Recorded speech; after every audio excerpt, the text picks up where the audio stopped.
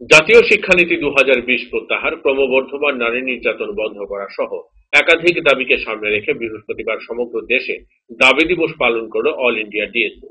তারই অঙ্গ হিসেবে অল ইন্ডিয়া ডিএসইউ ত্রিপুরা রাজ্য কমিটির পক্ষ থেকে দাবি দিবস পালন করা হয়। এদিন বাধারঘাট স্থিত হঠাৎ বাজার এলাকায় বিক্ষোভ প্রদর্শন করে অল ইন্ডিয়া ডিএসইউ ত্রিপুরা রাজ্য কমিটির সদস্যরা।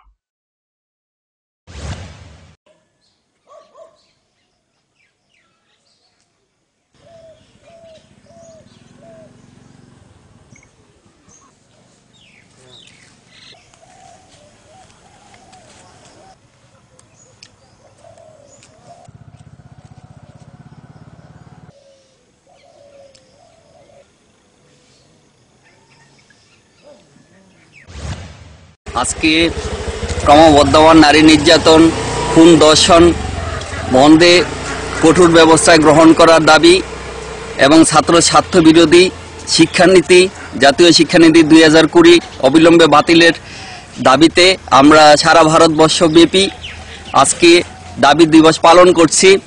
তারই অঙ্গ হিসাবে এই ত্রিপুরা রাজ্য আমরা বিভিন্ন অঞ্চলে আজকে এই দাবি দিবস বিভিন্নভাবে উদযাপন করব, অনলাইনে আমরা পোস্ট করব।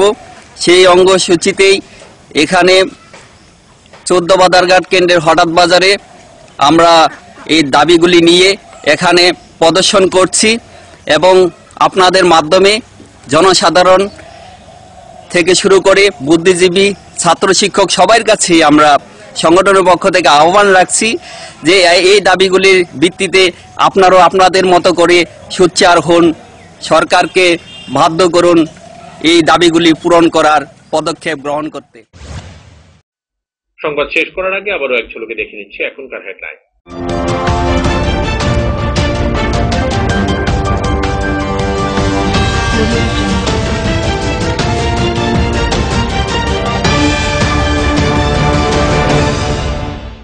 হেডলাইন্স নিবেদন করছেন সিস্টার গুঁড়া মশলা, গুণমানে প্রতি ঘরে ঘরে। পাতা উল্টালেই সোনার খনি, Parul Prakashani. Banchhaya offset printing press. Radhakrishna jewellery এখন আপনার শহর ধর্মনগরে। আমাদের এই তৃতীয় শাখার শুভ উদ্বোধন 19 অক্টোবর 2020। রাজধানীর লিচুবাগানস্থিত বাম্বু অ্যান্ড ক্যান ডেভেলপমেন্ট ইনস্টিটিউটের এক কারুশিল্পীর অনুষ্ঠানের শুভ সূচনা করেন উপমুখ্যমন্ত্রী জিষ্ণুদেব বর্মন।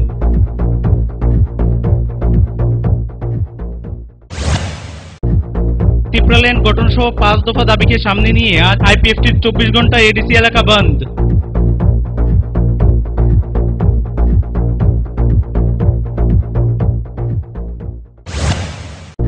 আগরতলা শহরকে স্মার্ট সিটিতে পরিণত করার কাজ চলছে দ্রুত গতিতে। এই কাজ পরিদর্শন করেন পশ্চিম জেলার জেলাশাসক তথা স্মার্ট সিটি প্রকল্পের অধিকর্তা ডক্টর শৈলেশ কুমার যাদব। আইপিএফটির এডিসি এলাকার 24 ঘন্টার বন্ধ সফল আমবাসায়। মোট 4টি জায়গায় হয় এই বন্ধ।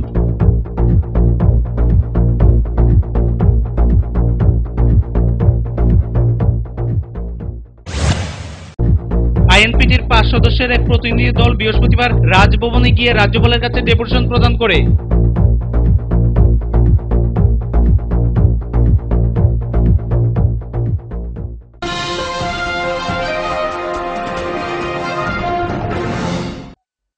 এখনকার মতো সংবাদ এই পর্যন্তই। আমাদের অন্যান্য সংবাদ এবং অনুষ্ঠান দেখার জন্য চোখ রাখুন ফোকাস ত্রিপুরার পর্দায়। নমস্কার।